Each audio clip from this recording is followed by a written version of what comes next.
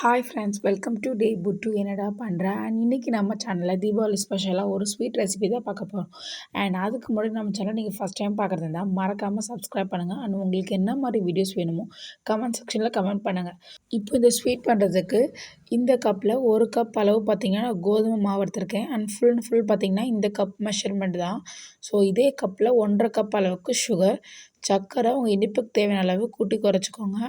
இதே கப்பில் 3/4 கப் அளவுக்கு நெய் சேர்த்துக்கலாம். அப்புறம் பார்த்திங்கன்னா முந்திரி பருப்பு ஒரு 10 முந்திரி எடுத்திருக்கேன். அண்ட் அடுத்தது பார்த்திங்கன்னா ஏலக்காவோட கொஞ்சம் சர்க்கரையை போட்டு அரைச்சி சேர்த்துருக்கேன். ஃபுட் கலருக்கு ரெட் கலர் ஃபுட் கலர் சேர்த்துருக்கேன். ஸோ இப்போ பார்த்திங்கன்னா வச்சுருக்க ஒரு கப் அளவு பார்த்திங்கன்னா அந்த கோதுமை மாவை சலிச்சுக்கலாம். இப்போ ஒரு கப்புக்கு 3 கப் அளவு தண்ணி சேர்த்துக்கோங்க. ஸோ ஃபஸ்ட்டு ஒரு கப் தண்ணி சேர்த்து அதை கட்டி இல்லாமல் நல்லா பிசைஞ்சுக்கோங்க.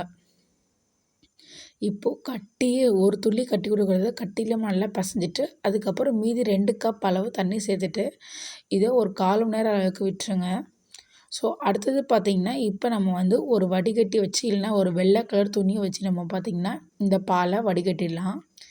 இப்போது கோதுமை பால் ரெடி ஆகிடுச்சு. இப்போ நான் ஒரு கடாயில் இப்போ பார்த்திங்கன்னா நெய் சேர்த்துக்கிறேன். அடுத்தது ஒரு 10 முந்திரி பருப்பு சேர்த்து அதையும் பார்த்திங்கன்னா நல்லா பொரித்து கோல்டன் ப்ரௌன் கலர் வர வரைக்கும் நல்லா பொன்னிறமாக பொரித்து எடுத்துக்கலாம். இப்போ நம்ம வச்சுருக்க இந்த கோதுமை பாலை இதில் சேர்த்து இது நல்லா வந்து கிளறிட்டே இருக்கணும் கைவிடாமல். இப்போ இது ஒரு திக் கன்சிஸ்டன்சி வந்திருக்கு பாருங்கள், நல்லா திக்காக இருக்குது, ஒரு க்ரீமியாக இருக்குது. இப்போது இது நல்லா பார்த்திங்கன்னா பேனில் ஒட்டாமல் வரும்ல, ஸோ அந்த இது வர வரைக்கும் நல்லா நம்ம கிளறலாம். ஸோ இப்போ பார்த்திங்கன்னா நல்லா சுற்றி நல்லா பபிள்ஸ் வர ஆரம்பிச்சிருச்சு. ஸோ அப்போ நல்லா பபிள்ஸ் வந்துருச்சுன்னா உங்களுக்கு பார்த்திங்கன்னா அந்த கோதுமை மாவு வெந்திருக்குன்னு அர்த்தம். ஸோ இப்போ நம்ம பார்த்திங்கன்னா 1.5 கப் அளவு சர்க்கரை சேர்த்துக்கோங்க. சர்க்கரை உங்கள் இனிப்பு தகுந்தாலும் கூட்டி குறைச்சிக்கலாம். 1 கப் சேர்த்துக்கலாம். உங்களுக்கு சர்க்கரை கொஞ்சம் கூடுதலாக வேணால் 1.5 கப் அளவு சேர்த்துக்கலாம். இப்போ கொஞ்சம் ஃபுட் கலர் சேர்த்துக்கிறேன். இப்போது பேனில் ஒட்டாத அளவு இருக்கணும். ஸோ பாருங்கள் நல்லா ஃபுல்லாக பபிள்ஸ் வந்துருக்கு. ஸோ இது மாதிரி நல்லா பேனில் ஒட்டாமல் இருக்கும்போது நம்ம கொஞ்சோண்டு நெய் சேர்த்து நல்லா கிளறி விட்டுக்கலாம். அண்ட் அடுத்தது பார்த்திங்கன்னா ஒரு 2 நிமிஷம் கழித்து நான் தேவையான அளவு பார்த்திங்கன்னா ஏலக்காய் தூளும் முந்திரி பருப்பு தேய்ச்சி நல்லா வந்து மிக்ஸ் பண்ணிக்கிறேன். ஸோ இப்போ பார்த்திங்கன்னா நல்லா வந்து நெய்யெல்லாம் விட்டு நல்லா கிளறியாச்சு. ஒரு 3 நிமிஷத்துக்கு அப்புறம் பார்த்திங்கன்னா நம்ம ஊற்றுற நெய் வந்து கொஞ்சம் கொஞ்சமாக வந்து வெளியே வந்து திரிய ஆரம்பிக்கும். ஸோ அப்போ தான் பார்த்திங்கன்னா அல்வா வந்து ஒரு கரெக்டான கன்சிஸ்டன்சியில் இருக்குன்னு அர்த்தம்.